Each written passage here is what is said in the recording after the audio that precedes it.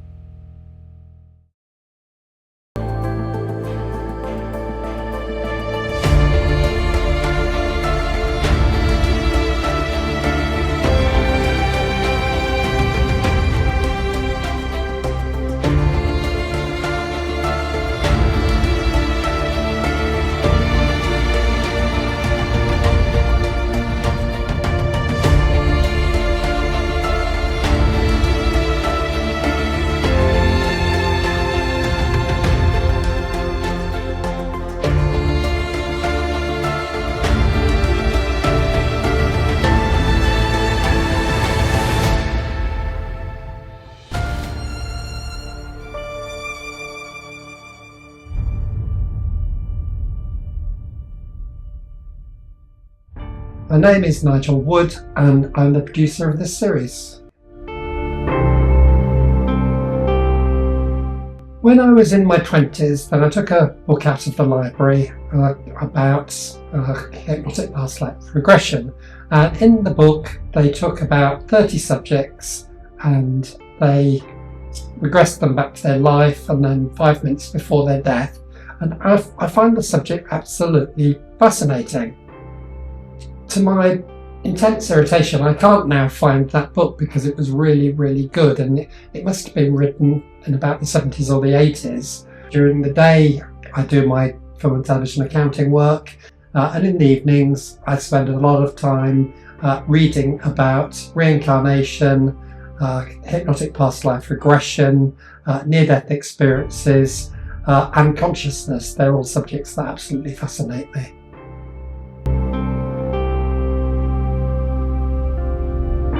Because I work in television, I always on the lookout for television ideas. Death and near-death experience and reincarnations are subjects that fascinate me. And whenever I get talking to someone, then I invariably manage to get the subject over to near-death experiences, reincarnation, those subjects.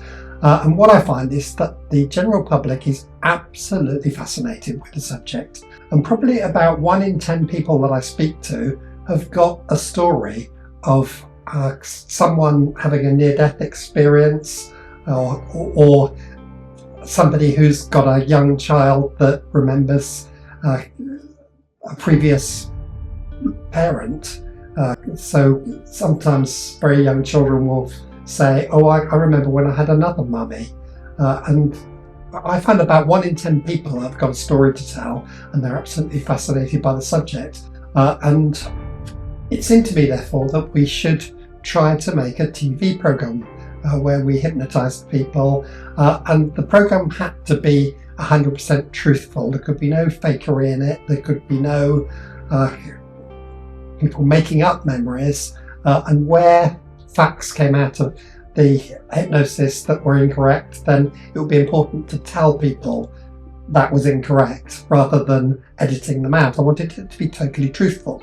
When I met up with my friend Alu for lunch one day in London, then I talked about hypnotic past life regression with him, and he agreed. And so I put together a proposal, sent it into lots of broadcasters, and without exception, everyone of them came back and said, sorry, we're not interested.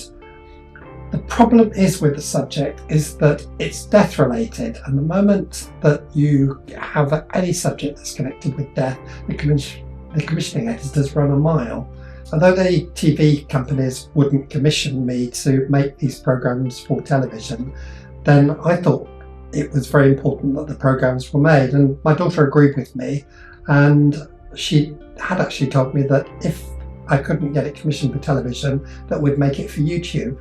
And basically that's what we're doing.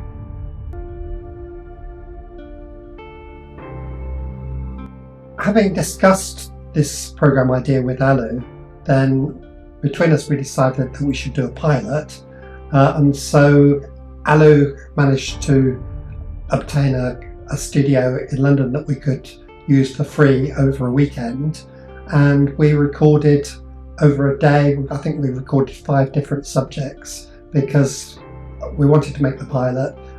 So we recorded 5 hypnotic sessions with Angelina, and as much as anything we wanted to prove the concept that it actually worked and that we could hypnotise people and they would appear to remember previous reincarnations.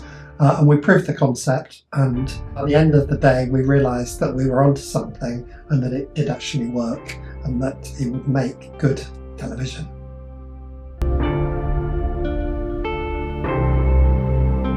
Before working on the pilot, then I didn't have a hypnotherapist in mind, and a friend of Alu's knew someone and introduced me. When I met Angelina, it was absolutely wonderful because hypnotic past life regression is one of her big interests as well, and at last I had someone to talk about it that was very well informed and was almost as passionate as I am about it.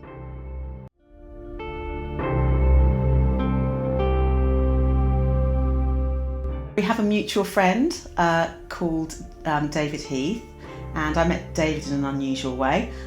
He just phoned me up out of the blue one day because he'd met some friends of mine on a train and they were talking about a psychic, and he was earwigging and got their telephone number, got my telephone number off them, and he just rang me and we became friends, and he put me in touch with Nigel. And so when we all met up, we just all really clicked.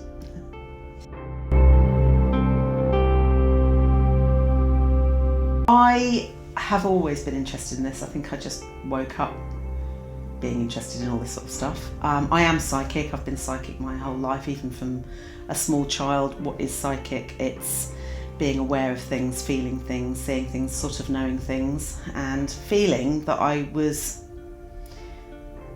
out of step with the rest of the world, like I came from somewhere else. And I've always been fascinated by history and feeling that I've been there.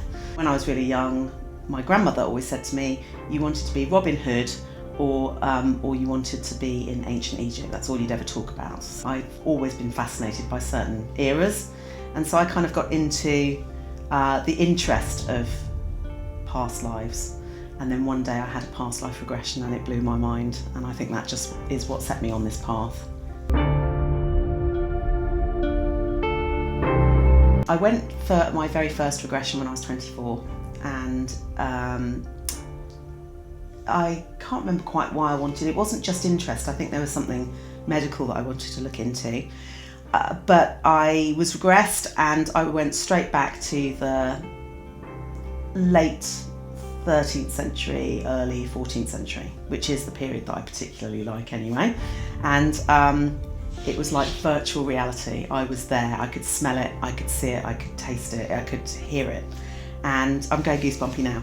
I sort of landed in the time that I was supposed to land in, and I could see that my hands were bigger and that I was taller and that I was fairer and my feet were bigger. And I was sort of looking around, and I was in a Bailey. I knew it was a Bailey. And it was very noisy, very busy in this castle, but it was like a fortified manor. It wasn't really a big castle. And then we progressed forward in time, and I was obviously there to be married.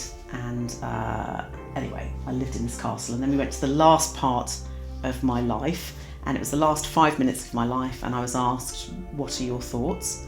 And I remember thinking, I don't want to leave. I love this life and I don't want to leave.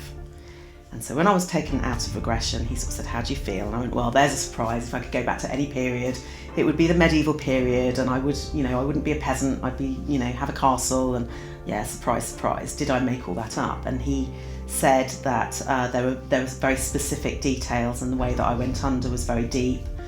And he said, and the interesting thing is the last thing you said is you didn't want to leave. And he said, that's why I feel that you've got this connection to the past and to the medieval period. Which I did big time, because I worked at Warwick Castle and I learnt to do falconry and ride side saddle and do archery, and I fenced competitively, so I pretty much lived everything that I loved. So yeah, I was definitely connected to the medieval period in some way. So one of the really interesting things, when he asked me how I felt about the period, I remember sort of when we were talking, he said, "Where are you?" And I said, "I'm in the marches or the marshes." And it didn't really mean anything to me at the time, and he didn't really say anything when I came out of hypnosis. But years and years later, when I got my job at Warwick Castle, I had to read a book called The Sun in Splendour, because I was playing a character, and they call Wales the marshes, or marches or the marshes, and it's actually in this book. And it's a particular part of Wales where there are all these fortified manors, lots and lots of small castles. And I just went cold because I hadn't known that.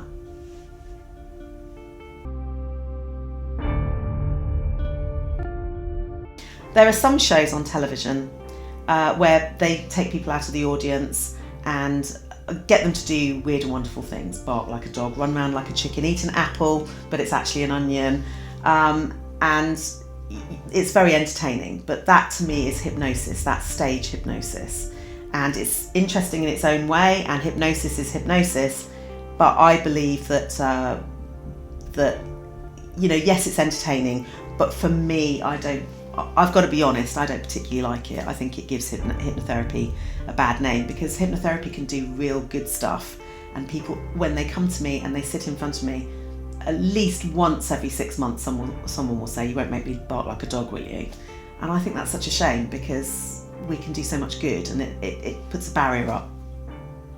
I spoke to the guys at the studio before we filmed the pilot and explained what we were doing, and I have to say that down the telephone I got the impression that they were slightly sceptical it was going to work. We were going to take people, we were going to hypnotise people, and they were going to remember previous lives. Anyway, the people at the studio let us proceed. We filmed 5 sessions during one day, and the person who I'd spoken to on the telephone came up to me at the end of the day and said, "That was really intriguing."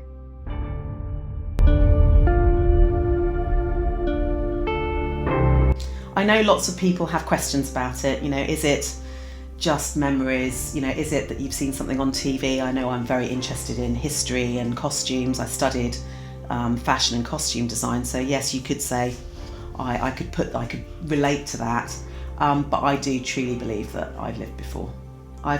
There's too many details, too many things that I've felt that I've known without realising it. There was a time at Warwick Castle when I was learning to ride side saddle on my friend's horse, and I'd always wanted to ride side saddle, and she brought this side saddle down on this particular day, and I got onto it. I'm not a rider, I'd never ridden, and she said, "Have you done this before?" "No." And she went, "You've got a very good seat." And I thought, well, I've done ballet, so that always gives you a good core. And then I had this idea, I wanted to fly my hawk from the horse, and I didn't tell the guys what I was going to do.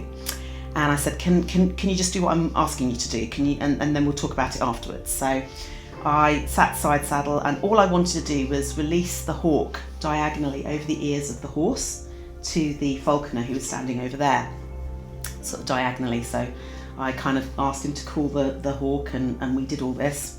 And when I looked up, they were both like, "Have you done this before?" And I said, "No." "Why?" And the falconer said, "That's how you fly a hawk from a horse. You always do it over the ears so that they're aware of the noise and they get used to it." I hadn't got a clue, I just knew I wanted to give it a go. We'd really appreciate it if you could like and subscribe to our channel. It's free, it really does help us, and you can follow us on our journey.